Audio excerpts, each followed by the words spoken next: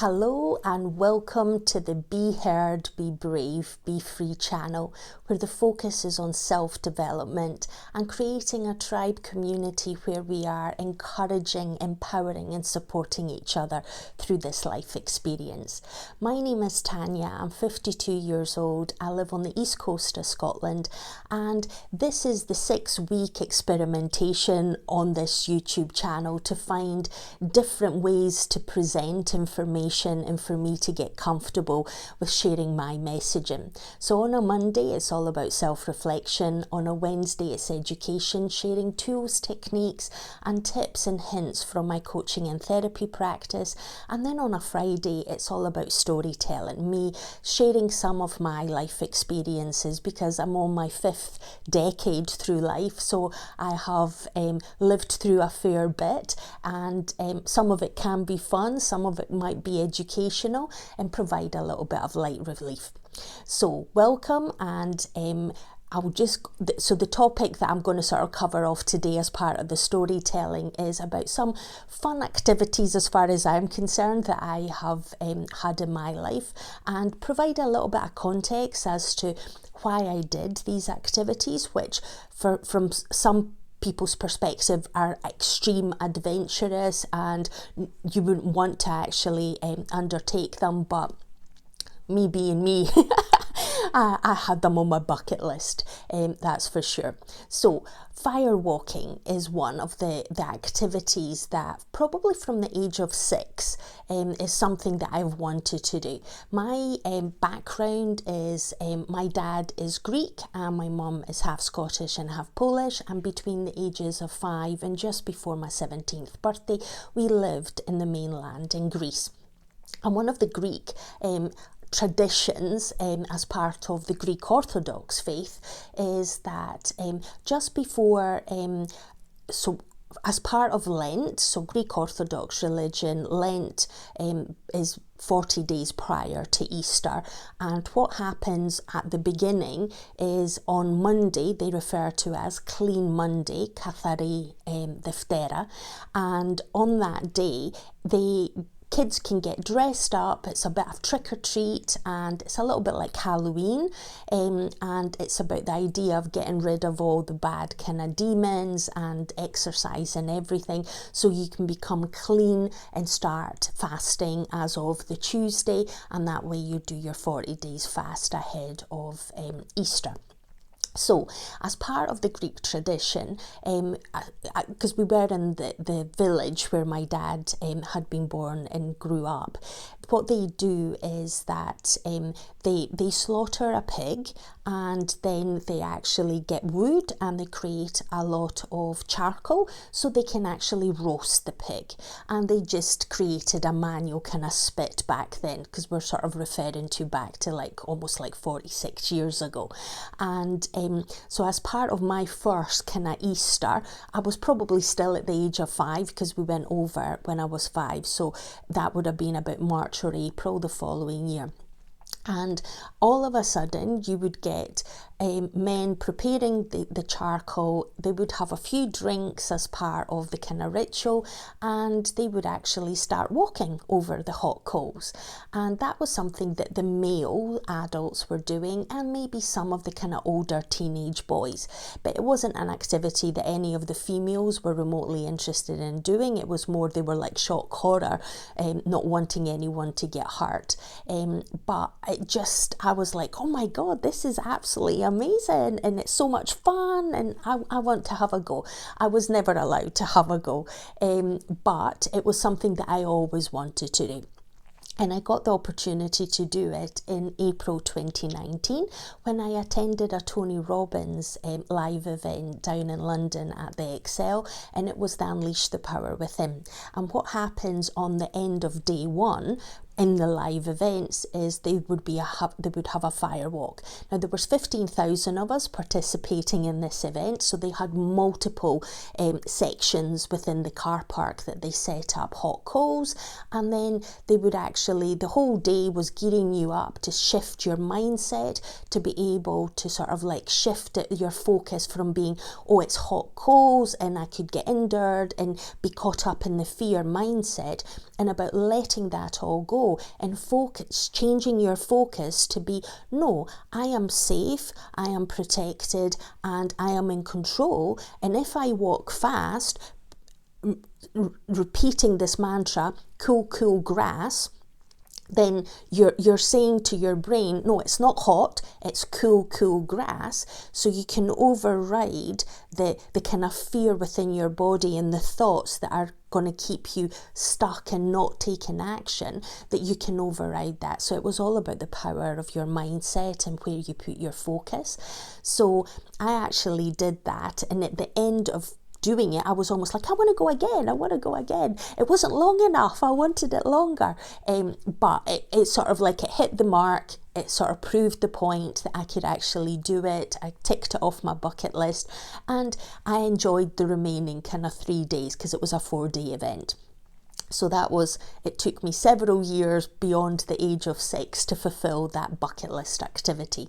Another thing that I did but earlier on in July 2011 was, as part of me, I've recalled in a previous video that I sort of experienced burnout through work, and that was my first like proper burnout experience.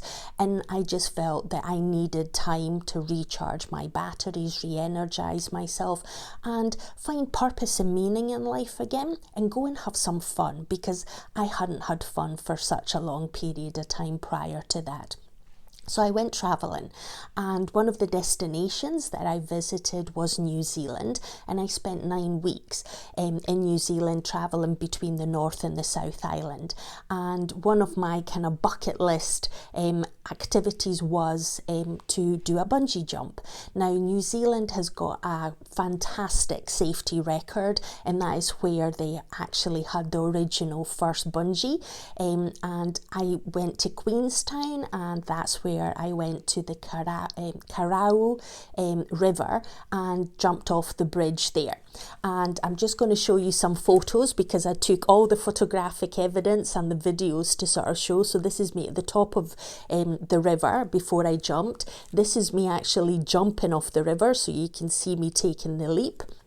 Now, I didn't scream or shout or anything because it was something that I wanted, but just to sort of prove that there was a bit of like panic. So you're getting the kind of facial expression of like, oh, it's a long way down. But once you actually get to the bottom, then you actually land in a dinghy, and then you actually walk up steps to get back up. Now, my legs were shaking on the way up because it's the adrenaline kicking in, and it's like, oh my God, I jumped off a bridge. And the reason for me wanting to do that was because of the burnout and because of all the emotions being so heightened and so intense.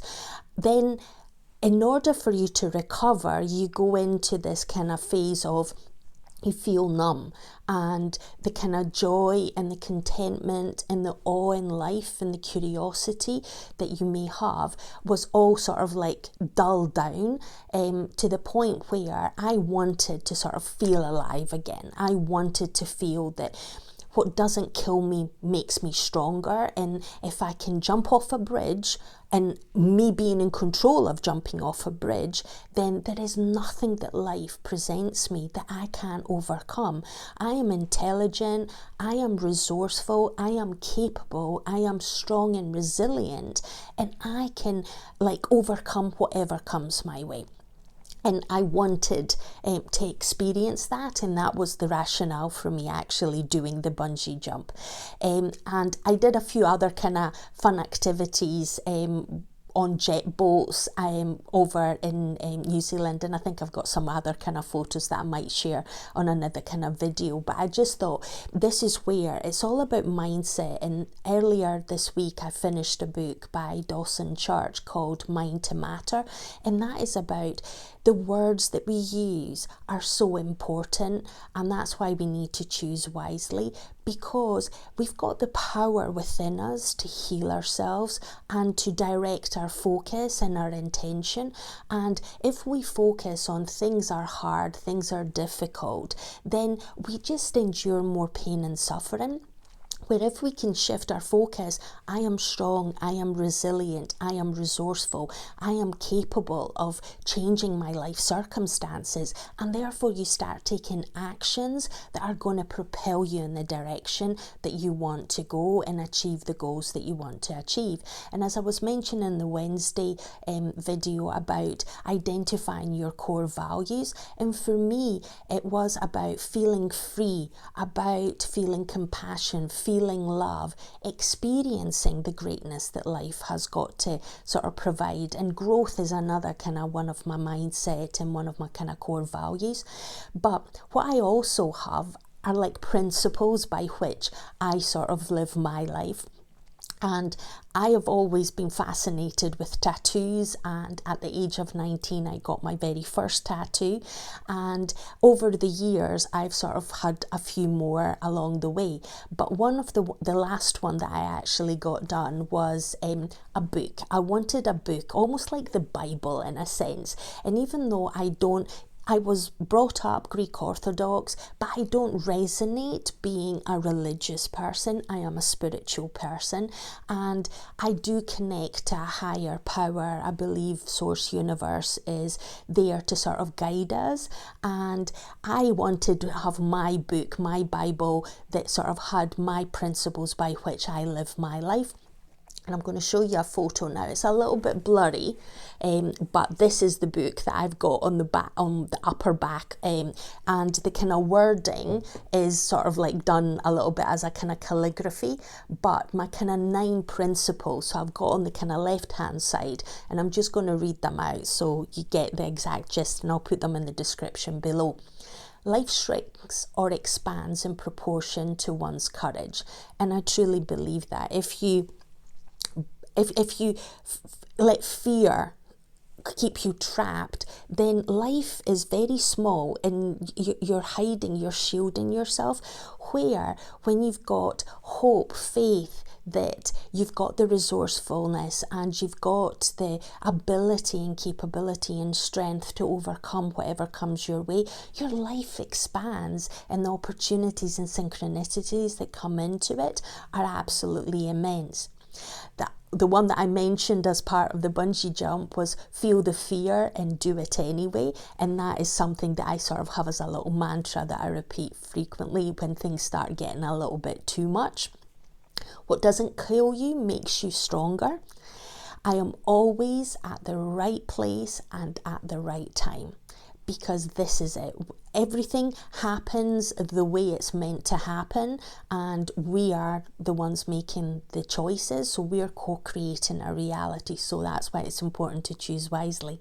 Love who and what you are, because it has to start with us. And even though I got that tattoo several years ago, even though it's something that I truly believe, I wasn't actually practicing that. And over the past 18 months, I am truly loving myself and who I am and what I've experienced, because that is the true essence of kindness and compassion, and it has to start with the self.